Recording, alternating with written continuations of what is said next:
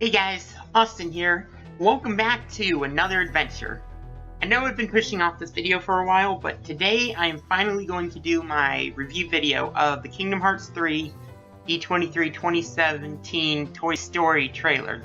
Now, I was kind of debating for the last couple days how I should do this because I've seen, of course, a lot of different styles of review, and what I think I'm actually going to go with is just play through the video again, which actually has working sound now, by the way, because I fixed the mistake that was going on before. And I'll just pause it every so often and talk about the event that's happening on the screen. So without further ado, let's get started. So we start off with Sora sliding down Sky World of Olympus Coliseum, and he's sliding on the rails that we've seen in the past trailer on the statues and stuff. Meanwhile, this lettering is actually the quote that appears at about 48-50 seconds or so. So as he drives along, Heartless appears, and then he uses Shot Lock on them. Then we transition to this scene where he's actually using Shot Lock to lock onto floating debris and jumping to them, which reminds me of something that he did back in the Kingdom Hearts 2 final boss Xemnas fight with the giant pillars and buildings and stuff. You guys all remember that, right?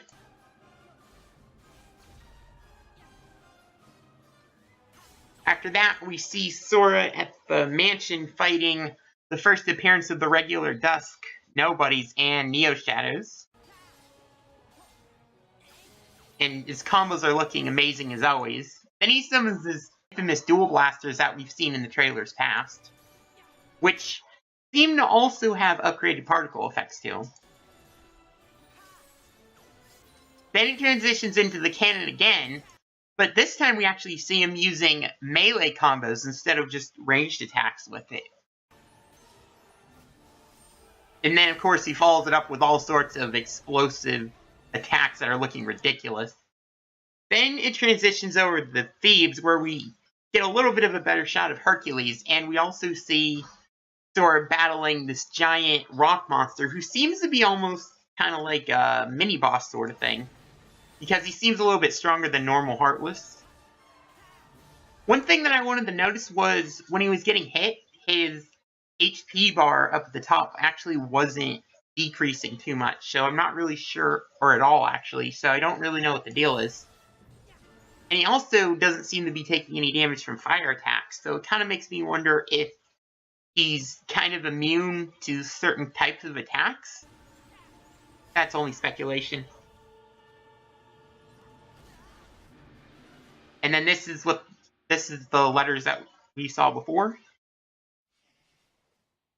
And then it fades into the Toy Story world, of course, which is looking ridiculously amazing. And then we see Sora in the group in kind of a Lego-ish, or at least I want to call it a Lego-ish form. Which I think, it looks a little bit different because we haven't actually seen any Toy Story characters that look quite like Legos, or at least that I remember. And then if you look closely, you'll also notice that the Heartless are toys as well. And it starts playing Twilight Town's battle theme, which I think is great. And Sora is actually wielding a new Keyblade here as well. I can only speculate as to what it's actually from. I don't know if I'm going to say too much about it right now, but... And he actually, now that I look at that again, he actually uses what kind of looks like Xanta's Sukin right there, which is one of the most iconic moves. Then he does his rail grinding again. He does like an upper slash thing. And then there's this cutscene with Woody, Buzz, and the other toys, and oh my god, they are looking so amazing. Unbelievable.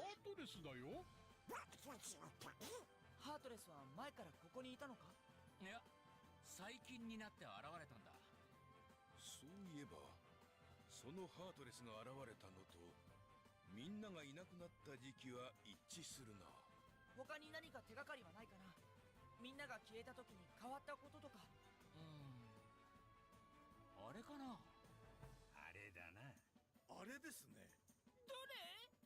アンディたちが消えた直後、あの黒いモヤモヤと一緒にお前たちのようなフードのついた Yeah, of course, Organization 13. 黒いフード。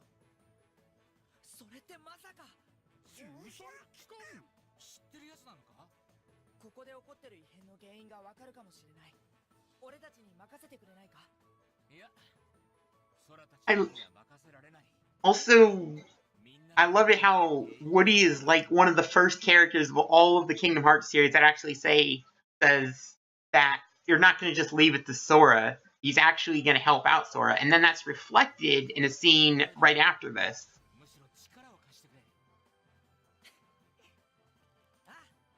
I mean, sure, a lot of the characters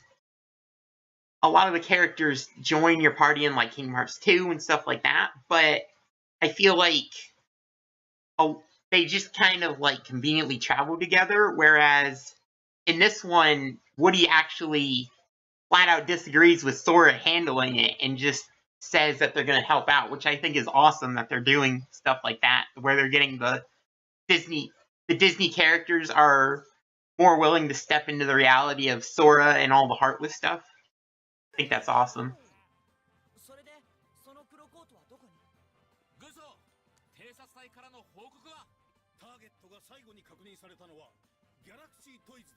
Of course, we see that we have to go to Galaxy Toys.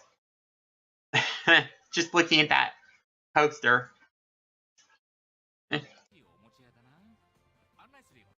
One thing I want to also point out is that that's actually one of the mechs that appears in the scene later on as well, which is pretty interesting. And it might also be an unburst as well. I've heard speculation about that, but what I don't understand is how they have a poster to a toy store that has an unversed symbol on it. That's kind of mysterious to me.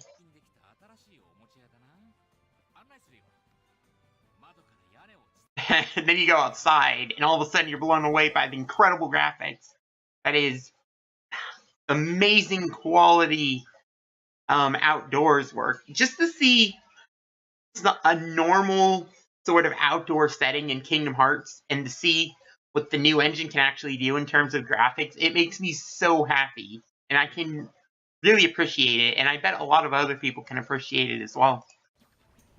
So we see Sora performing a combo on Heartless, but then he starts, and then he uses his dive move, but then he starts using these transformations through his abilities. He summons this crazy Toy Story themed hammer, Hyper Hammer.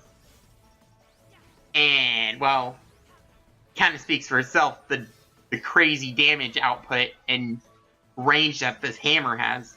One thing that I actually missed before, though, is that Buzz and Woody are both in your party in this battle. So that is the first time that we've seen 5 characters, and that is absolutely insane. 5 characters battling at once. It kind of makes me wonder if you're not actually going to have the option to leave out party members, if they're just going to all be in your party by default, or if you can actually still deselect some of them if you want to have, like, smaller battles. I assume that they'll all just be in your party by default, but I don't know what they're going to do with that yet. Then he summons this crazy drill. They start using drill attacks, and just the madness of all of these different attacks still blows me away. How he can tunnel underground and just destroy everything. One thing that I noticed, though, is that he didn't actually use any of said attacks in the toy shop. So it almost kind of makes me wonder if he can only use underground attacks on certain types of ground, like grass, to where he can actually tunnel under the ground. And if it's on, like, cement or some hard surface, if he can't actually use it.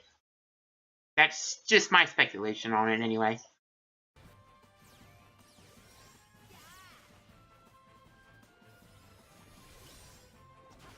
Apparently, this is actually the finisher of Drill Punch based on the fact that it said finisher a minute ago. Or maybe they're just doing some cut footage. I really don't know. Which almost does like a collision magnet-esque move, except it kind of reminds me of Hookshot from some of the Legend of Zelda games, except it looks ridiculously high-tech and neon, and it demolishes a lot of things. You know how it is. Wait. Let me go back to that for a sec. That last scene. I thought that was looking a little different. I guess it was just the lighting. Alright.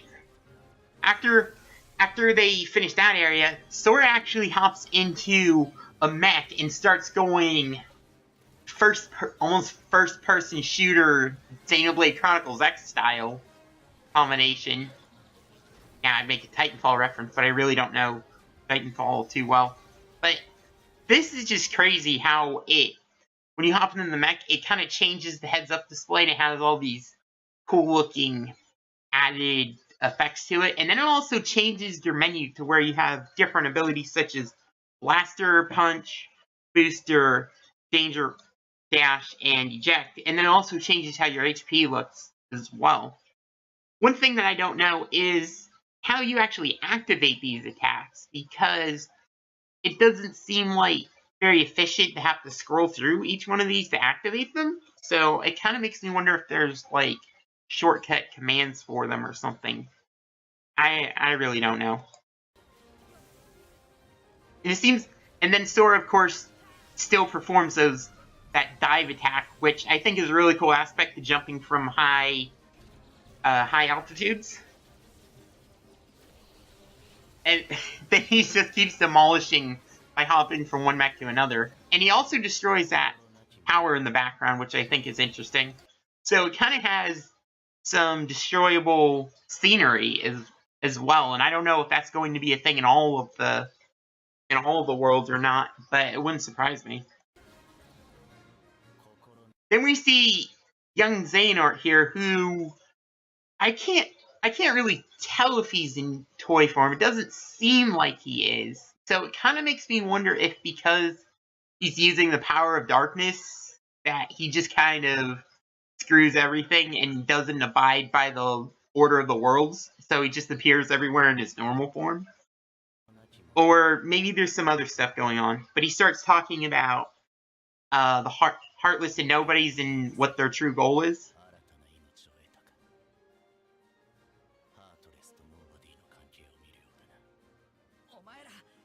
What I don't understand is, first of all, what is Sora blocking here? But secondly, I also kind of like how Sora just kind of pays no attention to him. It's like, yeah, sure, fine. Why? Why are you doing this? It kind of makes me nostalgic of the slightly more badass, uncaring Kingdom Hearts 2 Sora that I remember seeing. To where he roasts the Organization 13 a little bit more.